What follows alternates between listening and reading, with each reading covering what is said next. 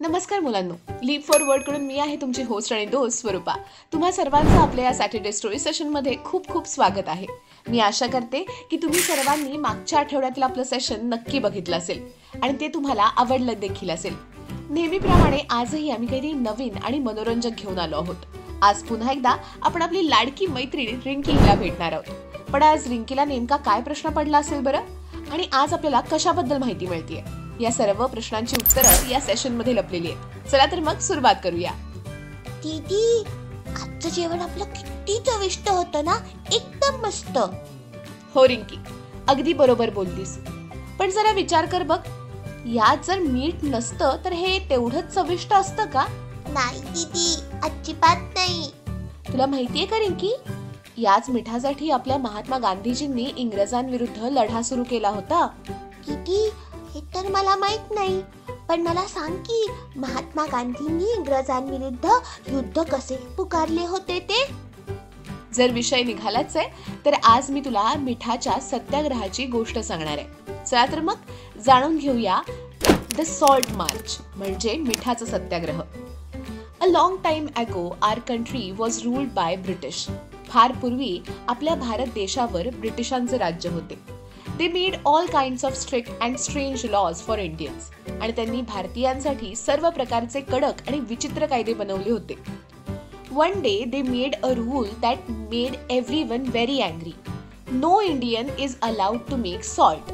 आणि एके दिवशी त्यांनी एक नियम बनवला ज्यामुळे सर्वांना खूप राग आला. कोणत्याही भारतीयाला मीठ बनवण्याची परवानगी नाही. Just think, salt, something we use in our food every day, which is one of the most essential thing in every kitchen. That same salt we were no longer allowed to make in our own country. जरा विचार करा, मीठ जे आपण दररोज आपल्या जेवणात वापरतो किंवा जी आपल्या स्वयंपाकघरातील सर्वात आवश्यक वस्तू आहे, तेच मीठ आपण आपल्याच देशात आपल्याला बनवण्याची परवानगी नव्हती. If we needed it, we had to buy it from the British and at a very high price. आणि जर आपल्याला त्याची गरज भासलीच तर आपल्याला ते ब्रिटिशांकडून खूप जास्त किमतीत विकत घ्यावं लागायचं. An old woman from a village said, "Is food even food without salt? This is so unfair." गावातील एका वृद्ध महिलेनं म्हटलं, मिठाशिवाय अन्नाला अन्न म्हणायचं का? हे तर फार अन्यायकारक आहे. When Mahatma Gandhi heard about this, he thought calmly. Mahatma गांधींनी जेव्हा हे ऐकलं तेव्हा त्यांनी या गोष्टीवर शांतपणे विचार केला. Now it's time to respond to the British with truth and non-violence. आता सत्य आणि अहिंसेच्या मार्गाने ब्रिटिशांना उत्तर द्यायची वेळ आली आहे. Gandhiji made a plan which sounded simple, but its impact was going to be very powerful. गांधीजींनी एक योजना आखली जी ऐकायला सोपी वाटत होती, पण तिचा परिणाम खूप शक्तिशाली असणार होता. He decided that he would go to the seashore and make salt himself. And with this peaceful breaking of the law, he would show that Indians would no longer tolerate injustice. आणि त्यांनी ठरवलं की ते समुद्र किनाऱ्यावर जाऊन स्वतः मीठ तयार करतील आणि या शांत कायदेभंगातून ते दाखवू इच्छित होते की भारतीय जनता आता अन्याय सहन करणार नाही. It was 12th of March 1930. Early in the morning, Gandhiji wore his khadi dhoti, took a stick in his hand and began a walk from Sabarmati Ashram in Ahmedabad with 78 companions. 12 March 1930 रोजी पहाटे पहाटे गांधीजींनी आपला पांढरा खादीचा धोतर घातला, हातात काठी घेतली आणि अहमदाबादच्या साबरमती आश्रमातून 78 सहकाऱ्यांसह निघाले. This journey was to a village by the sea named Dandi, and the total distance was about 240 kilometers. हा प्रवास समुद्राजवळील दांडी नावाच्या गावापर्यंत होता आणि एकूण अंतर सुमारे 240 किलोमीटर इतके होते. Gandhiji kept walking. His companions' feet got covered in dust, but in their hearts there was one clear dream: freedom. Gandhiji चालत राहिले. त्यांच्या सहकाऱ्यांचे पाय धुळीने माखले होते, पण त्या सर्वांच्या हृदयात एक स्पष्ट स्वप्न होते, ते म्हणजे स्वातंत्र्य. Wherever they passed, villagers come to welcome them. Along the way, a child asked, "Gandhiji, can salt really bring freedom?" आणि ते जिथे जिथे जायचे तिथे तिथे गावकरी त्यांचे स्वागत करण्यासाठी बाहेर यायचे. वाटेत एका मुलाने विचारले, गांधीजी, मिठाने खरोखरच स्वातंत्र्य मिळू शकतं का? Gandhiji smiled and said, Yes, my child. Even if a right is small, taking it away is wrong. Every small step begins a big change. Gandhiji हसले आणि म्हणाले, हो बाळा, जरी हक्क लहान असेल तरी तो हिरावून घेणे हे चुकीचे. प्रत्येक लहान पाऊल मोठ्या बदलाची सुरुवात करते. After a long and tiring journey of 24 days, Gandhiji and his companions reached Dandi village on 6 April 1930. 24 दिवसांच्या दीर्घ आणि थकवणाऱ्या प्रवासानंतर गांधीजी आणि त्यांचे सहकारी 6 एप्रिल 1930 रोजी दांडी गावात पोहोचले. There the blue sea was talking with its waves. Gandhiji quietly bent down, picked up the salty mud and began to make salt from it. तिथे निळा समुद्र त्यांच्या लाटांशी बोलत होता. गांधीजींनी शांतपणे खाली वाकून खारट माती उचलली आणि त्यातून मीठ बनवायला सुरुवात केली.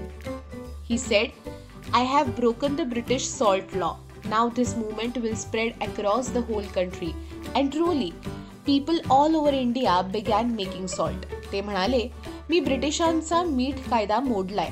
आता ही चळवळ संपूर्ण देशात पसरेल आणि खरोखरच संपूर्ण भारतातील लोक मीठ बनवू लागले. Voices rose from every corner. We will make salt too. We will also stand up for our rights. आपणही मीठ बनवू, आपणही आपल्या हक्कांसाठी उभे राहू, असे आवाज प्रत्येक कोपऱ्यातून उठू लागले. Millions came out onto the streets without picking up weapons, without any violence, only with truth and non-violence. लाखो लोक रस्त्यावर उतरले, शस्त्रे न उचलता कोणत्याही हिंसाचाराशिवाय फक्त सत्य आणि अहिंसेसह. The British government became nervous. They arrested Gandhiji and thousands of satyagrahis. इंग्रज सरकार अस्वस्थ झाले.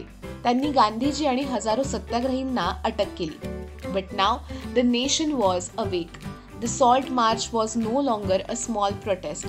It had become a wave of freedom. पण आता देश जागा झाला होता. मिठाचा सत्याग्रह हा आता एक छोटासा निषेध राहिला नव्हता. तो स्वातंत्र्याच्या लाटेत परिवर्तित झाला. चला तर मग मुलांनो, तुम्हाला आता ही गोष्ट तर समजली. आता या गोष्टीमधील काही कठीण शब्द पाहूया. पहिला आहे स्ट्रिक्ट म्हणजे शिस्तीचा. दुसरा आहे स्ट्रेंज म्हणजे विचित्र. तिसरा आहे अलाउड म्हणजे परवानगी दिली. चौथा आहे इसेन्शियल म्हणजे अत्यावश्यक. पाचवा आहे अनफेअर म्हणजे अन्यायकारक. पुढचा आहे कामली म्हणजे शांतपणे. नंतर आहे नॉन व्हायलन्स अहिंसा. कंपॅनियन सोबती. मुवमेंट म्हणजे चळवळ. अरेस्टेड म्हणजे अटक. अवेक म्हणजे जागृत. प्रोटेस्ट निषेध. टॉलरेट म्हणजे सहन करणे. या गोष्टीमधले कठीण शब्द तुम्हाला समजले का? हो दीदी. गोष्ट तर तुम्हाला समजली. मग आता यावर आपण आधारित एक ऍक्टिव्हिटी करूया का? ही ऍक्टिव्हिटी आहे हिडन वर्ड्स टू फाइंड. ठीक आहे दीदी. चला मित्रांनो, तुम्ही मला हे सोडवण्यास मदत करा. या ऍक्टिव्हिटी मध्ये तुमच्यासाठीचा पझल ग्रिड हे आहे आणि तुम्हाला खालील शब्द शोधायचे आहेत. सॉल्ट, गांधी, मार्च, दांडी, लॉ, ब्रिटिश, ट्रुथ, आश्रम आणि प्रोटेस्ट.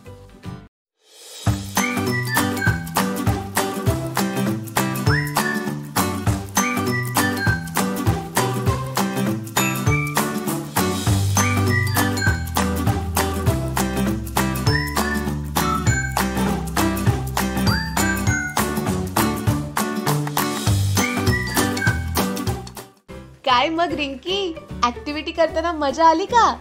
हो दीदी, खूप मजा आली. एकदम छान वाटलं. मुलांनो, रिंकीला ही तर गोष्ट खूपच आवडली. तुम्हाला ही गोष्ट कशी वाटली? मजा आली ना? आजच्या सेशन मध्ये आपण मिठाचा सत्याग्रह ही गोष्ट पाहिली. आपण त्या गोष्टीचा अर्थ समजावून घेतला, त्यातील कठीण शब्द शिकलो आणि एक छोटी ऍक्टिव्हिटी सुद्धा बघितली. दर शनिवारी आपण अशाच मजेदार गोष्टी आणि नवनवीन शब्द शिकत राहू.